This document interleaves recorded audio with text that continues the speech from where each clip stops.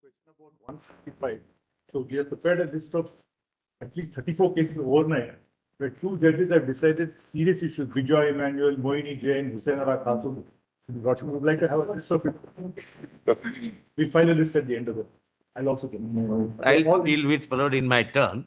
They were on some other constitutional issues, but there was no request made that these are so wide-ranging implication that better go under 145(3). Some of them are even overruled by the larger. Moini Jain is.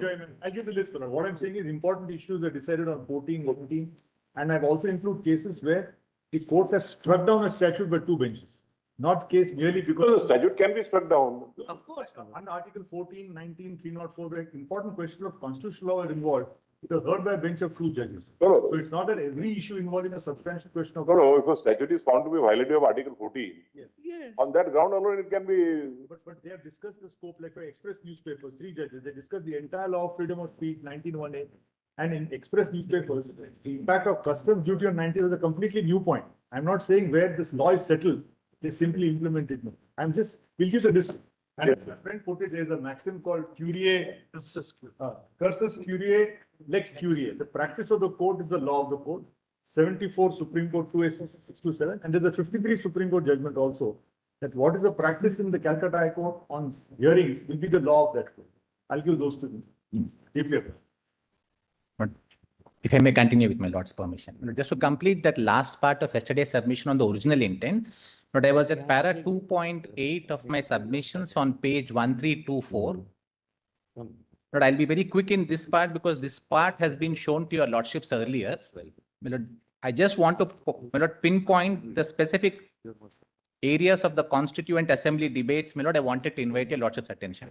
Page 1324, para 2.8.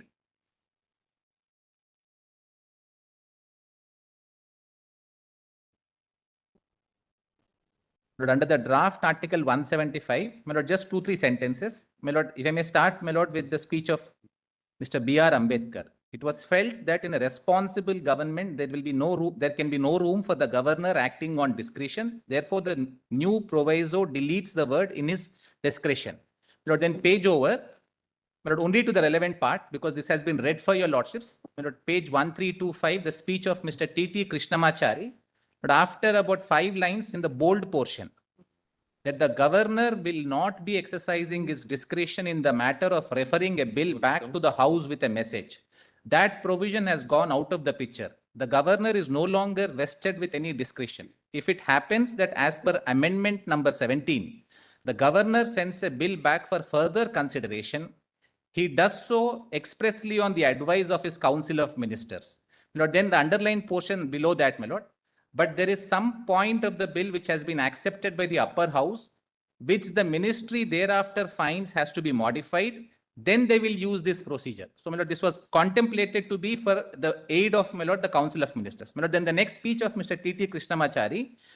My lord, if my honorable friend understands that the governor cannot act on his own, he can only act on the advice of the ministry, then the whole picture will clearly fall in its proper place before him. But after 2 lines, it is a saving clause and vests power in the hands of the ministry to remedy a hasty action that they might have undertaken or enable them to take an action which they feel they ought to in order to meet popular opinion which is reflected outside the house in some form or the other. For this purpose only, this new proviso has been put in.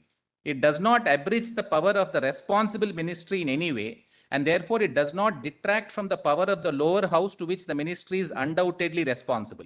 It does not confer any more power on the governor.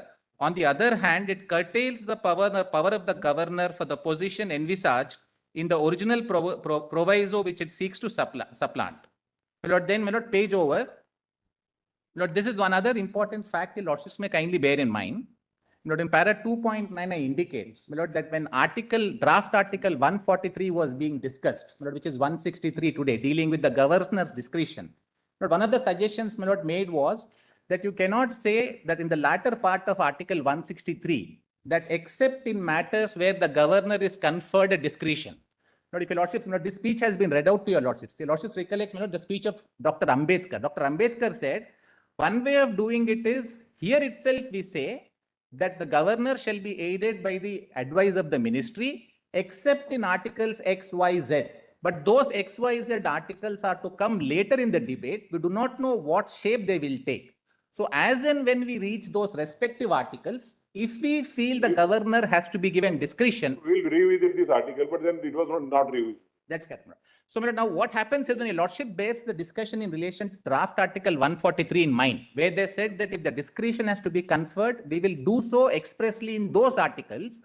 My lord, then when it comes to draft article 175, article 200, in contradistinction, what was provided originally in the draft article was in his discretion.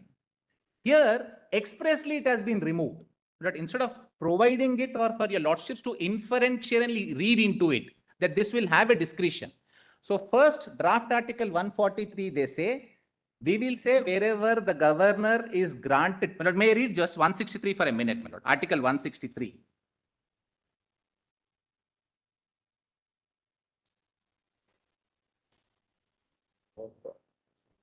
Right.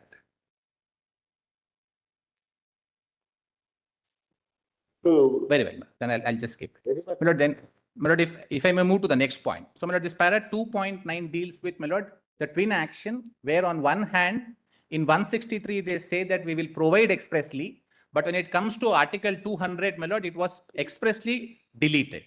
My lord, then in para 2.10, I indicate, my lord, this has also been shown to your lordships that except in the other articles where express discretion has been conferred, with no discretion being conferred in Article 200, my lord, it would not be possible to read in a discretion to the governor. My lord, then 2.11. My lord, this is the last submission on the second proviso. My lord, the second proviso, when it specifically says that the governor shall reserve the matter for the consideration of the president, my lord, where the powers of the High Court may be affected. My lord, that second proviso is actually, my lord, an indication of the fact that the governor normally would not have a discretion. He would be bound by the aid and advice. we have already Very said that. My lord, then if you Where the parliament wanted to specifically provide a discretion, it has been provided in the second proviso. That's right. Therefore, But I'm only bringing one other nuance. I understand. presume that the parliament, the Constituent Assembly did not intend to provide a discretion in other matters.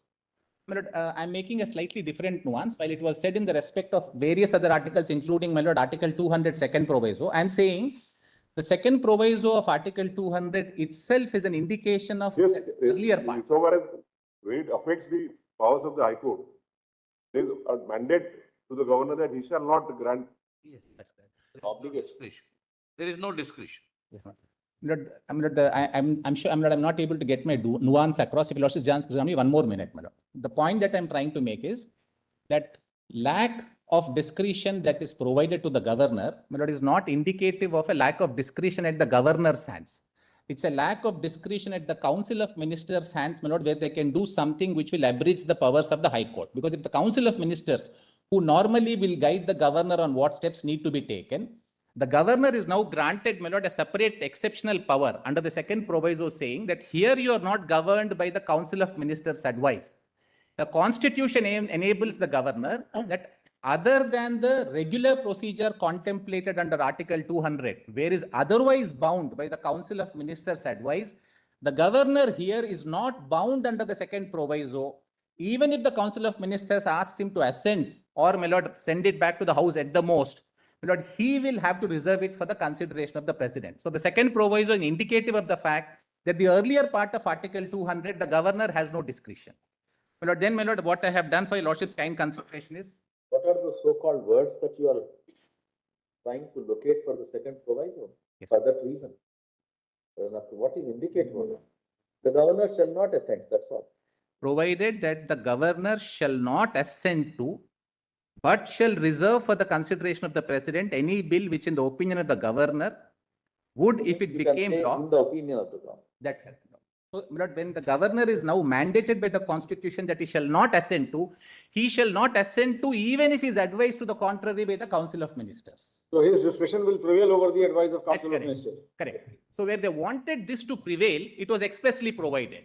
So, my lord, the scheme of Article 200 is, if the constitutional makers felt that the governor anyway has this discretion, it need not be expressly provided by the second proviso separately. The provision is indicative of the lack of discretion in the earlier part. That's the submission I'm making, my lords. My lord, now your lordships may kindly bear in mind, my lord, I'm dealing with the exceptions after this very quickly. I don't need to go into detail. My lord, MP special police case has already been cited for your lordships. My lord, though it arose in the context of 197 CRPC, my lord, the Supreme Court, my lord, in para 33, my lord, a specific question fell from the court. Is the governor bound by the advice of the Council of Ministers in a statutory discretion area, like section 197 CRPC? But 197 CRPC also, my lord, this honorable court holds that ordinarily, but even in that space, the governor is bound by the aid and advice of the Council of Ministers, except in cases where the Council of Ministers itself may be disqualified on account of inherent bias, or, my lord, where the interests of the chief minister or the ministers are concerned. My lord, that is at para 33. My lord, I don't need to show this to your lordships. My lord, what I have done at the foot of the page, but after indicating the, my lord, the carve out areas made even in a statutory space at page 1327, but this was also mentioned to your lordships. Vaishno Devi, my lord, Shrine Act confers powers on the governor separately statutorily. My lord, similarly, my lord, there are various state statutes which, my lord, provide that the governor shall act as the vice chancellor. My lord, there the Supreme Court has, chancellor, I'm sorry. My lord, the Supreme Court has taken a view that he operates in his capacity as a chancellor. That has also been argued. That's right. My lord, only thing, my lord, your lordships may kindly bear in mind is now, my lord, that there is a case where your lordships have seen this possibility of a inherent bias that may be available. Some of the cases that come up, and my lord, those are cases, I'm not touching on the facts of this case, but these are cases that have been decided by this honorable court. When Tamil Nadu wanted to make an amendment to the act and remove the governor, my lord, as the chancellor, replacing him with the chief minister, the governor, my lord, sits on that bill or sends the bill for consideration of the president. Your lordships may have to consider, since your lordships are acting in an advisory jurisdiction, which is much wider, I'm sorry, but whether a governor who is otherwise conferred, my lord, this separate power under a statute, if the legislature is making a law wanting to remove it, is he inherently biased in trying to sit on that bill because he will continue to? That's not a question for consideration. Well, I'm not that We will be only answering what has been referred to as not, very well. not any hypothetical question. Very well. My lord, then I move on to, my lord, if this is the original intent being absolutely no discretion in the governor, my lord, then should the courts, my lord, in the few areas that exceptions have been carved out are areas where the governor may not have the aid and advice of the minister if the ministry is not formed, or where, my lord, the ministry itself may be biased in, my lord, in the matter of, my lord, calling upon someone to form a government in case of a fractured verdict, those kind of situations where the governor may not otherwise have the benefit of, my lord, what is constitutionally looked at as aid and advice of the ministry.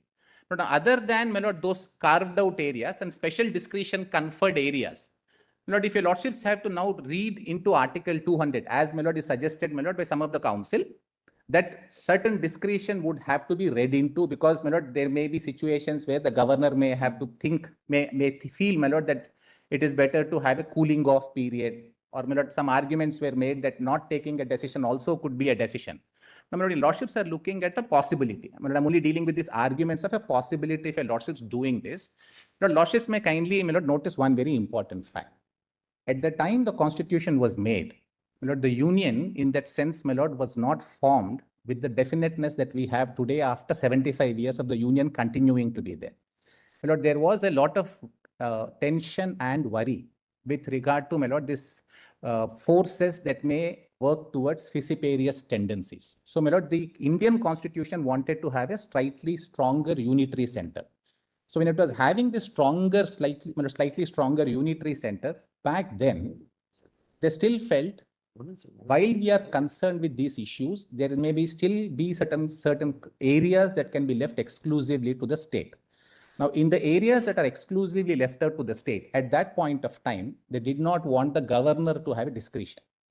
Now, your lordships are, my lord, looking at the law after 75 years. My lord, when such tendencies are no longer as concerning, my lord, they are no longer as imminent or possible. My lord, the necessity of trying to dilute a provision against the state's interests and in favor of the governor, my lord, the necessity may actually be lesser today, my lord, because My lord, the Indian Union, my lord, by the sheer length of its existence, has gathered strength from time to time. So when your lordships look at, my lord, the situational difference between the time the constitution was made, when they felt we can have a governor for certain oversight functions, to ensure that there are no fissiparous tendencies. Even then, if the constituent assembly makers felt the governor's powers need to be restricted, there is no reason, my lord, to expand that role after 75 years is my submission. My lord, then what I quickly do, my lord, in my para 2.14, my lord, the other grounds that I'm placing for your lordship's consideration as to why, my lord, this purposive interpretation for expanding the governor's discretion may not be correct. My lord, I indicate